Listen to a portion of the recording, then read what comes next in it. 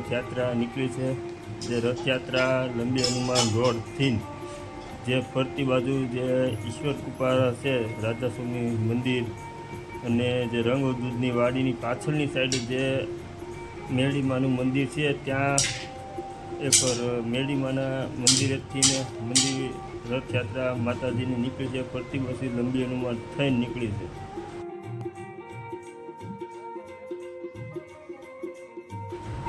આ માતાજીના મંદિરે દર ખેલે નવી ઉજવણી થતી હોય છે। આ વખતે હાથી તેમજ તમે જોઈ શકો છો ઊંટ અને અનેકો રથયાત્રા એટલે કે અનેકો રથ વાહે છે, તમે જોઈ શકો છો।